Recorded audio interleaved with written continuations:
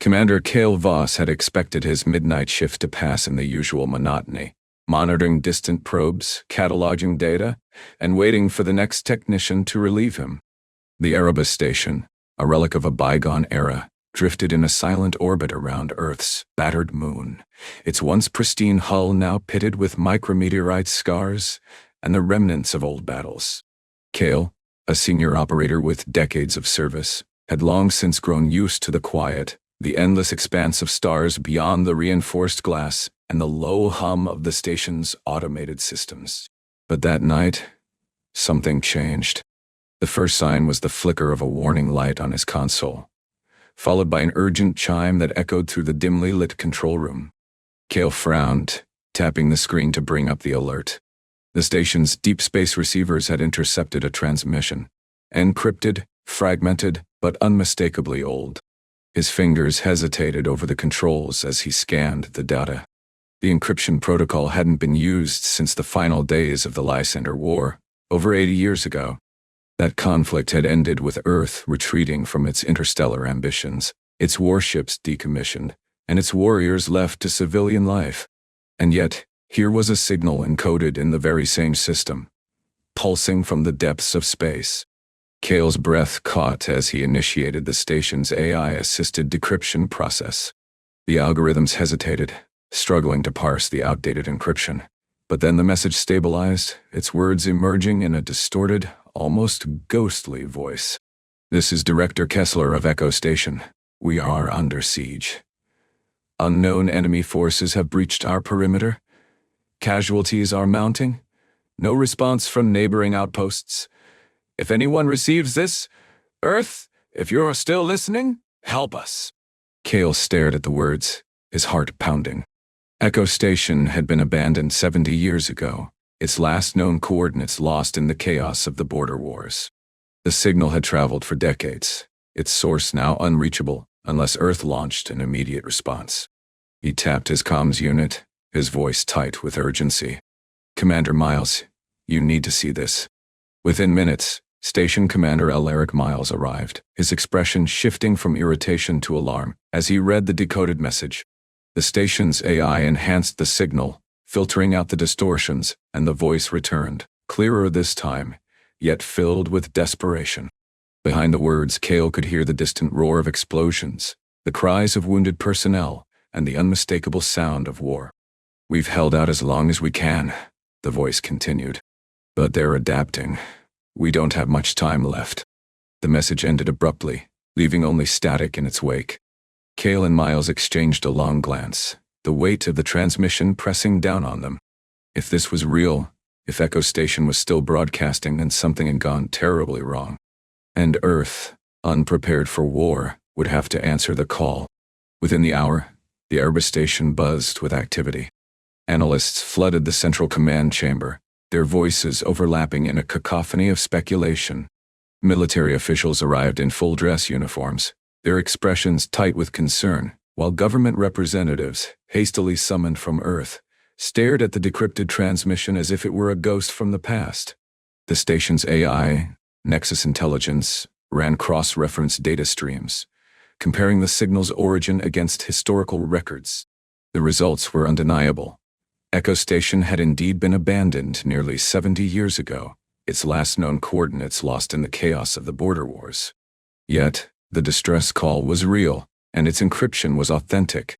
Commander Miles stood at the head of the chamber, his gaze sweeping over the assembled officials. "This isn't a hoax," he said, his voice firm. "The signal was encrypted using the Lysander protocol, decommissioned after the war. No one outside of the old military archives should have access to it. And the timestamp. This message was sent 67 years ago." A murmur of disbelief rippled through the room. A transmission that old, traveling at light speed, meant the attack had already happened. If there were survivors, they were stranded in a forgotten sector, fighting a war Earth had long since abandoned. Fleet Admiral Sarah Calloway, the highest-ranking military official present, stepped forward. At 62, she had seen the last Great War firsthand and had piloted warships before humanity's retreat into peace. Her face was lined with age, but her eyes burned with the same intensity as they had in her youth. "We need to act now," she said. "If the Coalition has returned, if they've found a way to reach Echo Station, we can't afford to hesitate." A junior officer hesitated before speaking. "With respect, Admiral, we haven't engaged in full-scale combat in nearly a century. Our fleet is outdated, and our soldiers are trained for peacekeeping, not war." Sarah's jaw tightened. "Then we'll remind them what war looks like." The debate continued late into the night. Some argued that the signal was a trap, a lure from an enemy long thought defeated. Others feared the consequences of awakening the Colossus, the monstrous warships that had once dominated the stars but had been locked away after the border wars. Their neural integration systems, designed to merge human consciousness with the ships themselves, had been deemed too dangerous, too inhuman. But Kael Voss, still shaken from the discovery, spoke up. "If we ignore this, we'll be complicit in their destruction. They sent this call for help thinking Earth would respond. If we turn our backs on them now, we're no better than the ones who left them behind." Silence fell over the room. The decision had already been made, but no one wanted to say it aloud. Finally, Sarah exhaled sharply. "Reactivate the sleeper protocol." The words sent a chill through the assembled officials. The sleeper protocol had been dormant for 4 generations, a contingency plan designed to awaken the last of the Titan pilots, warriors who had once merged their minds with warships, becoming something more than human. "They're still out there," Sarah continued. "Some may be in their 80s, others may have passed on. But if they're alive, they'll answer the call." The transmission spread quickly. Across Earth and its colonies, retired veterans received the signal, their old military implants flickering back to life. Some had spent decades trying to forget the horrors they had once faced, but the message was clear. Humanity's past had returned, and they were needed once more. As the first of the Colossus stirred in their hidden vaults, Kael stared at the frozen image of the unknown attackers. Their forms were indistinct, blurred by the decades-old footage, but the threat they posed was undeniable. "They thought we were asleep," Sarah murmured, watching the tactical display as Earth's forces began mobilizing. "They're about to find out just how wrong they were." The Cerberus moon, a barren satellite orbiting the outermost reaches of Earth's influence, had been silent for decades. Once a thriving shipyard, its cavernous docks had long since fallen into disrepair, their towering gantries rusted and motionless. The facility had been decommissioned after the border wars, its purpose deemed obsolete in an era of peace. But now, the ancient halls trembled with life as emergency protocols ignited the dormant systems. Deep beneath the surface, in the lowest levels of the moon's industrial complex, the first of the Colossus stirred. The Vigilant, a warship unlike any modern vessel, lay entombed beneath layers of protective shielding and cryogenic stasis fields. Its hull, once gleaming with polished alloys, was now dulled by time and neglect. Massive thrusters, capable of propelling the ship at impossible speeds, were encased in thick, protective seals, their mechanisms frozen in place. The ship's command core, a labyrinthine system of cerebral links and battle-hardened AI, flickered to life, its internal diagnostics running through a cascade of error reports and system failures. Technicians scrambled to remove the preservation seals, their gloves slick with condensation as they worked. Engineers rerouted power from the moon's emergency quantum dynamo core, feeding energy into the ship's long-dormant systems. Sparks erupted from control panels as circuits reactivated after years of silence, and the air filled with the low hum of machinery coming back online. The Vigilant's hull groaned as its outer plating adjusted to the sudden influx of power, the ship itself seemingly aware that it was being called to war once more. Above ground, the reaction was no less chaotic. Across the shipyard, the other Titan vessels, Sovereign, Aegis, Eclipse, Reckoning, Sentinel, and Oblivion, were undergoing the same process, their massive forms slowly emerging from their slumber. The Colossus were not just warships. They were living weapons, designed to merge with their pilots in ways modern vessels could never replicate. Their cerebral links, once the pinnacle of human military advancement, had been banned after the border wars for their psychological toll. To pilot a Titan was to become something more than human, something monstrous. At the heart of the operation, Lieutenant Commander Elias Rourke oversaw the reactivation of the Vigilant. At 38, he was among the youngest officers assigned to the project, having spent his career studying the old war machines without ever seeing them in action. He watched as the final preservation seals were removed, revealing the ship's core systems, battle algorithms, targeting arrays, and the infamous neural integration chamber. "This is insane," muttered a technician beside him. "We were told these things were too dangerous, that they should stay buried." Elias didn't respond. He had read the classified reports and studied the battle footage from the last war. The Colossis had been humanity's greatest weapon, capable of feats no modern fleet could match. They had been mothballed for good reason, but now, with the Coalition's attack confirmed, Earth had no choice but to awaken the past. A deep mechanical groan echoed through the docking bay as the Vigilant's fusion core sputtered to life. The ship's lights flickered, then stabilized, bathing the chamber in an eerie blue glow. The command interface, once locked under military encryption, blinked into existence, awaiting authorization. "We're not just restoring these ships," Elias murmured, his gaze fixed on the Vigilant. "We're reawakening something that was never meant to be used again." As the other Titan vessels powered up in their respective bays, the same thought echoed in the minds of every technician, engineer, and officer involved. The warships were ready. But were there pilots? The sun rose over the crystalline waters of Vesperus coast, casting a golden glow across the rolling dunes and the weathered stone house nestled at the edge of the sea. Commander Dane Harrow sat on the wooden porch, his coffee steaming in the early morning air. At 79, he had long since left the battlefield behind, trading warships and combat for the quiet solitude of civilian life. His body, though aged, still bore the marks of his past, silver augmentation lines traced beneath his skin, remnants of the cerebral link that had once bound him to the Vigilant. For years, the lines had remained dormant, nothing more than faint scars of a forgotten war. But now, as he stared at the horizon, his wrist comm buzzed with a signal he hadn't heard in decades. The activation sequence. Dane set his mug down with a slow, deliberate motion, his fingers tightening around the worn ceramic. He had hoped, in the twilight of his years, that he would never hear that sound again.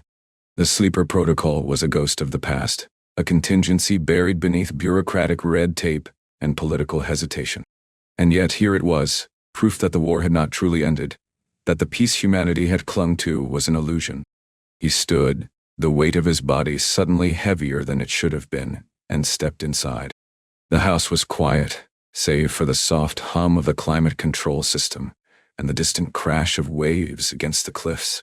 He moved to a concealed panel in the study's floor, pressing his palm against the biometric scanner.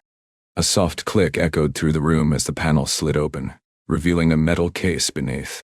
Inside, the Vigilant's Dominion core rested in cryogenic suspension, its interface still pristine despite the years. The moment the scanner recognized him, the chip activated, displaying a holographic message. "Commander Harrow, this is Admiral Calloway. The Colossus are being reactivated. We need you." Dane closed his eyes, exhaling slowly. He had spent the last 30 years trying to forget the war, trying to live as a man rather than a machine. But the past had found him again, and he knew what was coming. "Lyora," he called, his voice steady despite the storm raging within him. His wife appeared in the doorway, her gaze immediately drawn to the open case.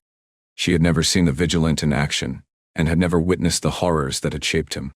But she had seen the scars, and had felt the weight of the memories he carried.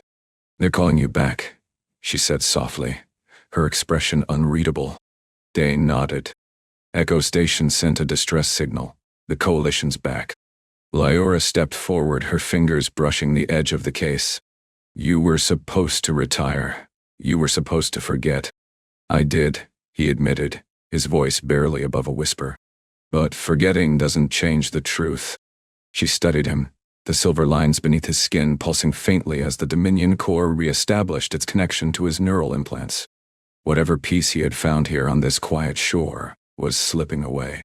"Then go," she said finally, her voice firm despite the sorrow in her eyes. "They need you." Dane met her gaze, gratitude and regret warring within him. He had hoped to die peacefully, to fade into obscurity with the stories of war buried beneath the sands of time. But now, as the Colossus stirred once more, he had no choice but to return to the battlefield. The Cerberus Moon's training facility buzzed with activity as 30 young officers, selected from Earth's most promising pilots, filed into the simulation chamber. Unlike the veterans, these recruits had never seen combat beyond training exercises. They had grown up in an era of peace, their understanding of war shaped by history books and distant stories. But now, they stood before the remnants of a war machine that had once reshaped the galaxy. Commander Dane Harrow stood at the head of the room, his aged frame dwarfed by the towering cerebral link chairs lining the chamber. His silver augmentation lines pulsed faintly under the harsh lights, a silent reminder of what he had become. The recruits, though disciplined, regarded him with a mix of awe and skepticism. Some whispered among themselves, questioning whether an old soldier could truly prepare them for what lay ahead. "You've all piloted modern ships," Harrow began, his voice steady. "You've trained with remote AI, with automated systems that handle everything but the most basic maneuvers. But the Colossus are not ships. They are not machines to be controlled. They are extensions of your mind, your will. You don't fly them, you become them." A young officer, Lieutenant Kael Voss, raised his hand. "Sir, our instructors taught us that neural integration was abandoned after the Lysander War. The technology was unstable, too dangerous for the pilot." Harrow's expression darkened. It was abandoned because it was too dangerous for everyone else. He gestured toward the interface chairs, their sleek surfaces marred by years of disuse. The recruits hesitated before stepping forward, their hands brushing against the cold metal. The first volunteers sat down, securing themselves into the harnesses as engineers activated the simulation. Within seconds, the room was bathed in a cascade of holographic projections, star maps, combat scenarios, and the ghostly outlines of the Colossus themselves. The recruits gasped as the neural link engaged. Their senses were flooded with data, ship diagnostics, tactical readouts, and the overwhelming presence of the Titan's core systems. Some clutched their heads, overwhelmed by the sheer volume of information. Others gritted their teeth, trying to maintain control. Kael Voss struggled the most. His neural compatibility was high, but the moment the Titan's consciousness touched his, he felt something shift within him. It was like stepping into a vast, empty void, where thought and instinct blurred into something alien. His body tensed as the simulation fed him combat data, forcing him to react in ways he had never trained for. "You're not just piloting a ship," Harrow said, watching the recruits flinch at the overwhelming influx of data. "You're merging with it. The Titan thinks, feels, and adapts. It's not a tool. It's a weapon that remembers war." As the recruits staggered out of the chairs, drenched in sweat and trembling from the strain, Harrow knew the truth. Most of them wouldn't last the week. The Vigilant and its sister Colossus drifted in formation, their massive hulls casting long shadows across the void. The journey to the Orphan sector would take 6 weeks at maximum speed, a grueling trek through uncharted space where the remnants of old wars still lingered. Within the fleet's command deck, the tension was palpable. The veterans, hardened by past conflicts, moved with grim efficiency, their eyes shadowed by memories they had tried to forget. The younger officers, eager but uncertain, clustered in tight groups, whispering about the impossible burden they had been given. Lieutenant Kael Voss stood at the viewport, his gaze fixed on the endless black beyond. The simulation had left him shaken, the Titan's consciousness pressing into his mind like a force he could barely contain. He had spent years mastering modern flight systems, relying on automation and precision, but the Vigilant demanded something else, something deeper.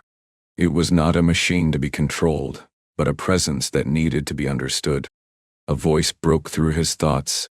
"You look like you've seen a ghost." Kael turned to see Commander Dane Harrow standing behind him, his silver augmentation lines faintly pulsing beneath his skin.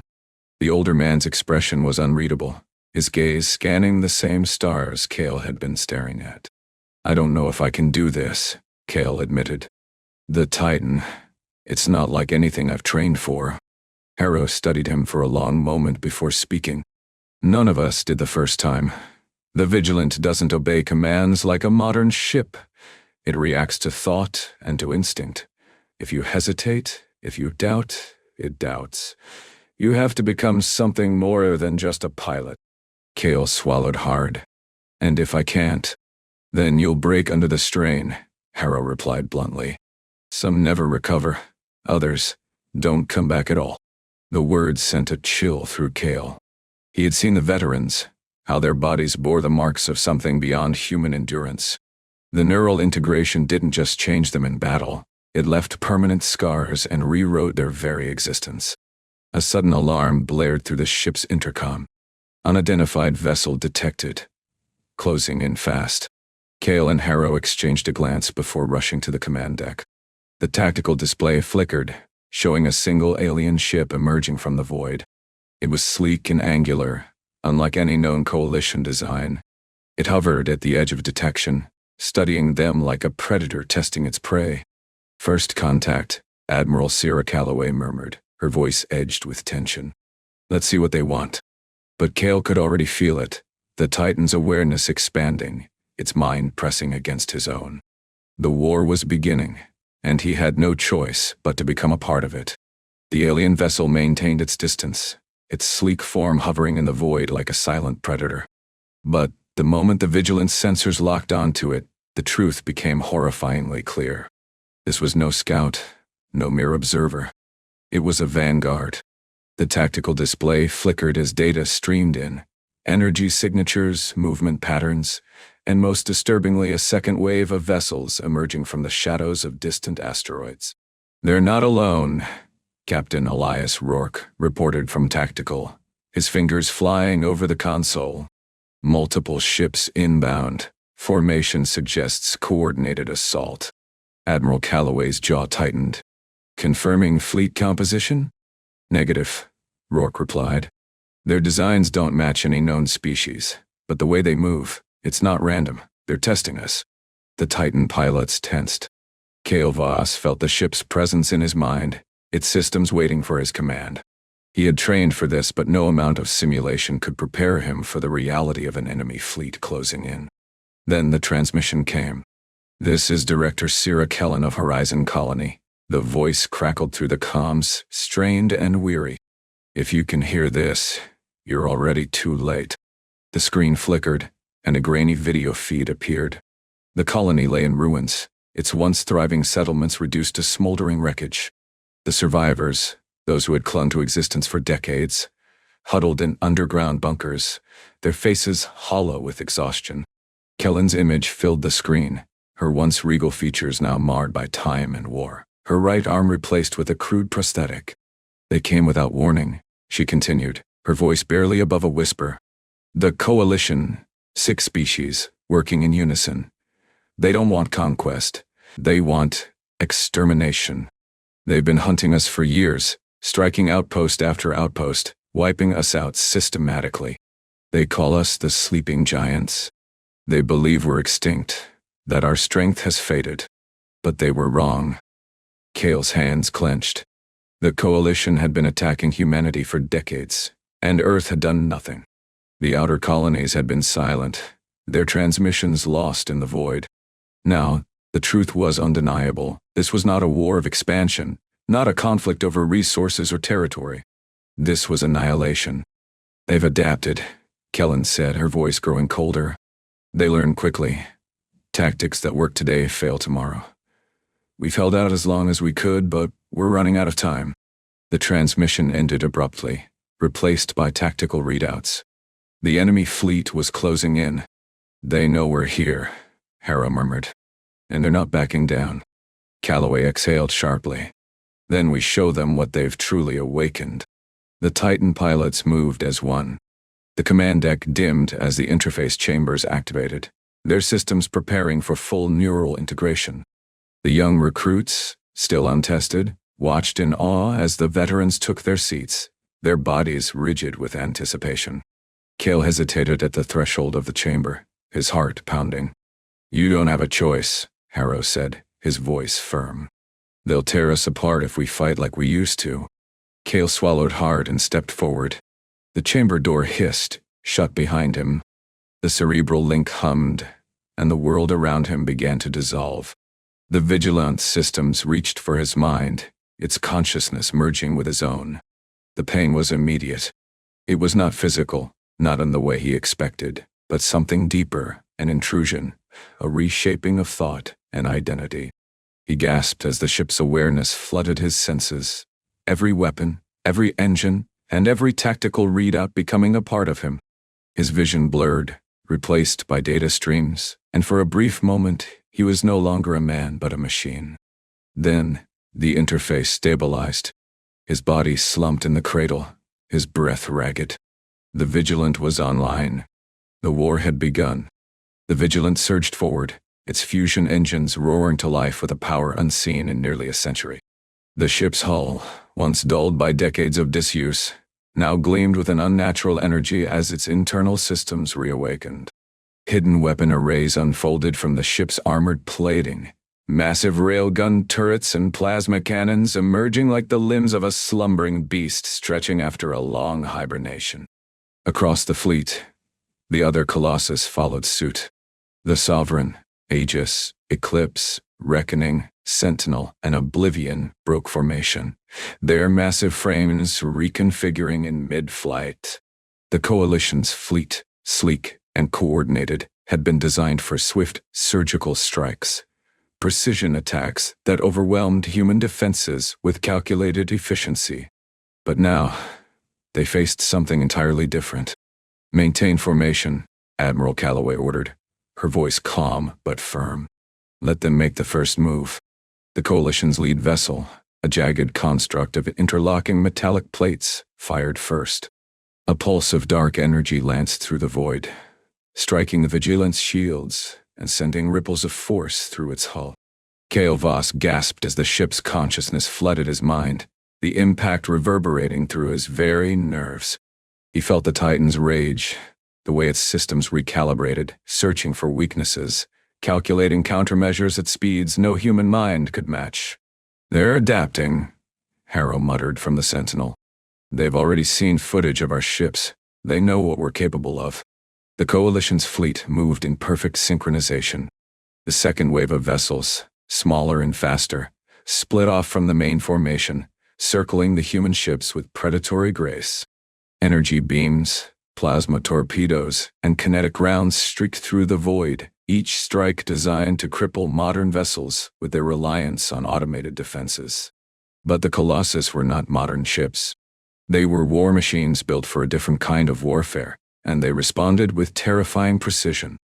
Kael's breath came in short, labored gasps as the Vigilant's cerebral link deepened its connection. His thoughts no longer belonged solely to him. The ship's AI, once locked in stasis, now moved in tandem with his mind. He didn't need to issue commands. He simply willed the ship into motion, and it obeyed. They're testing us. Harrow's voice echoed through the command deck. They think we're still the same pacifists who abandoned the outer colonies. Then let's show them otherwise, Calloway replied. The Vigilant twisted mid-flight, its maneuverability defying conventional physics. Kael barely had time to process the movement before the ship's targeting systems locked onto the lead enemy vessel. The Titan didn't rely on traditional weapons alone. Its railgun array fired, but the rounds were guided by thought, by instinct. The first salvo struck the enemy ship's propulsion system, severing its ability to retreat. The second wave of fire tore through its command center. The Coalition's formation faltered. They're breaking, Rourke reported from the Sovereign.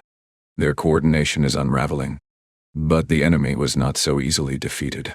A second wave of vessels, unlike the first, launched from hidden positions within the debris field.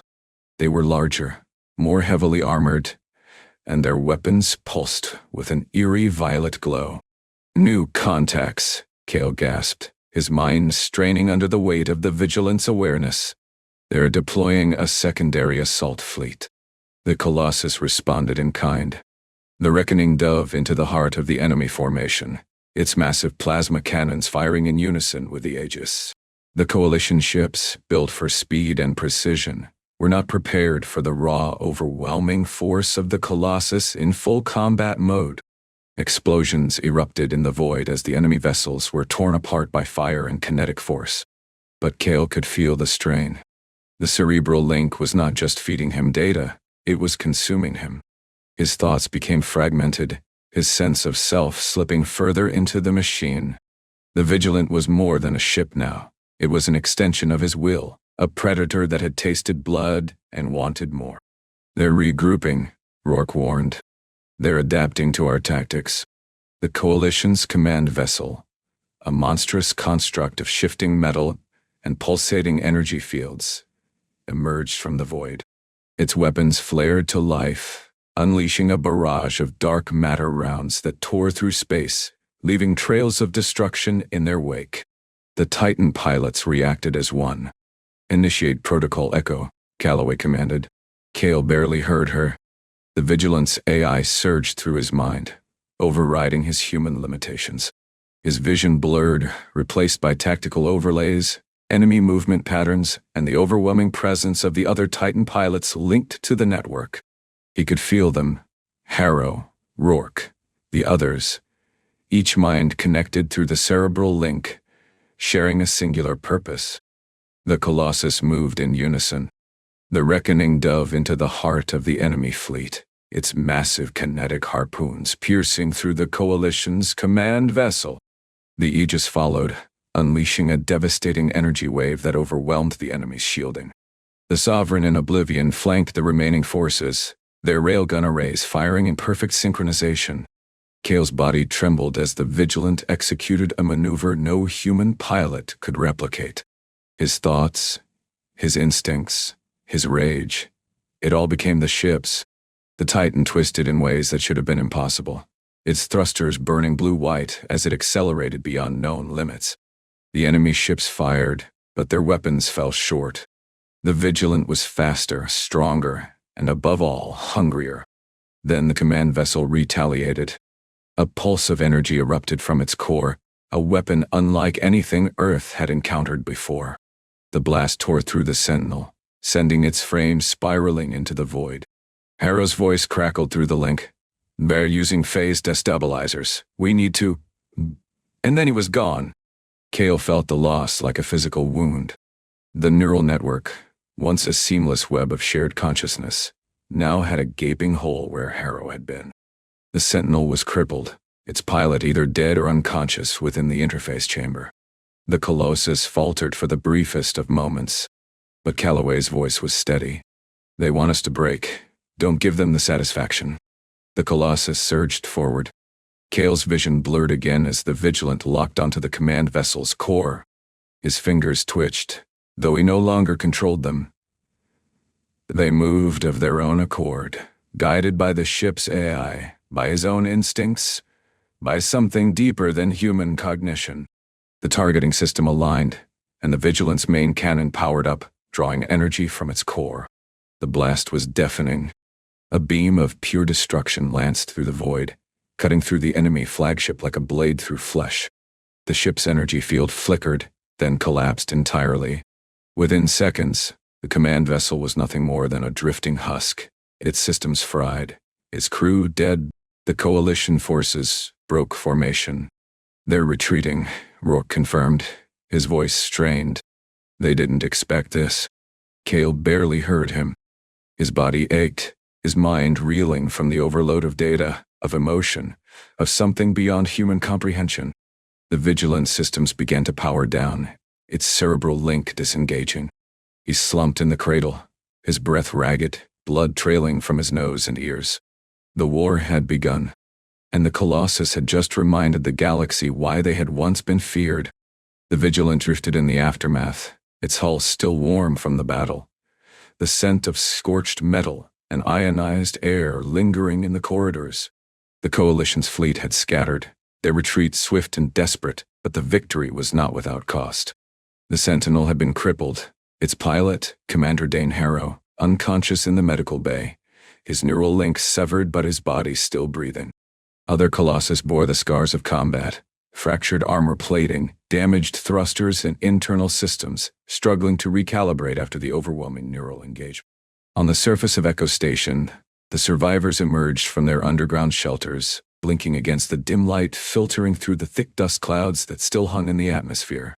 The once thriving colony was in ruins, its infrastructure shattered, its population reduced to a fraction of what it had been.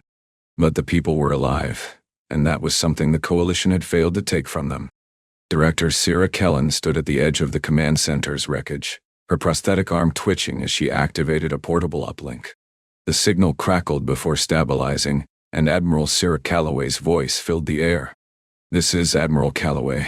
We've routed the enemy fleet. Reinforcements are en route. Hold position until extraction." Kellen exhaled sharply, relief and exhaustion mingling in her expression. She had spent decades fighting a war Earth had forgotten, leading a colony that had been left to fend for itself. And now, against all odds, Earth had answered. The first landing craft descended from the Titan fleet, their sleek forms cutting through the debris-laden sky. Medical teams and engineers disembarked, moving swiftly to establish temporary shelters and restore power to the colony's failing infrastructure. Survivors, some of them generations removed from the original settlers, gathered around the newcomers, their expressions a mixture of disbelief and cautious hope. But not all welcomed the return of the Colossus. A group of resistance fighters, hardened by years of guerrilla warfare, watched from the shadows. They had fought the Coalition with nothing but scavenged weapons and sheer determination, and now Earth's war machines had arrived, claiming victory with overwhelming force. Some feared what that meant. Did Earth intend to reassert control? Or had they come only to save what remained? Meanwhile, within the Vigilant, Lieutenant Kael Voss sat alone in the observation deck, his hands shaking as he stared at the stars. He had felt the Titan's mind merge with his own, and had seen the battlefield through its eyes. And for the first time in his life, he questioned whether he was still entirely human. The war was not over. The Coalition had been driven back, but they would return. And Earth had just reminded them that the sleeping giants were no longer asleep. Admiral Sarah Calloway stood at the Vigilant's observation deck, the vast expanse of space stretching before her like an unspoken question. The battle had been won, but the war was far from over. The Coalition had underestimated them, had believed that Earth's warriors were gone, that the Colossus were a myth whispered in fear. Now, they knew the truth, and they would not forget it. The Colossus had proven their worth once more. Their sheer power and their ability to merge with their pilots in ways no modern fleet could replicate had turned the tide.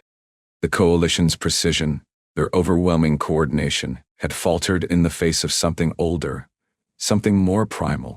The Colossus did not fight like machines. They fought like predators, adapting in real time, anticipating enemy movements before they occurred. But the cost had been high. Commander Dane Harrow lay in the medical bay, his body recovering from the strain of full neural integration. The process had left him weak, his once steady hands trembling as he stared at the ceiling. He had fought before and had been one of the few to survive the last war, but this time, the toll felt different. The Titan had responded to him, yes, but something had changed. The ship was no longer just a weapon. It was alive, in a way that defied logic. And so was he. Below, on Echo Station, the survivors gathered around the newly erected monolith of the Lost, its dark stone engraved with the names of those who had fallen in the decades of resistance. Some were old enough to remember the last war, to recognize the Colossus not as saviors, but as the remnants of a past they had tried to forget. Others, the younger generations, looked upon the warships with something close to reverence. They had been raised on the stories, the warnings, and the legends of Earth's greatest warriors. Now, they saw them in the flesh and in the metal. The Coalition had been defeated, but not destroyed. Their retreat had been swift, their transmissions filled with fear and urgency. They would return, stronger, more prepared. Earth had awakened the Colossus and had reminded the galaxy of their power.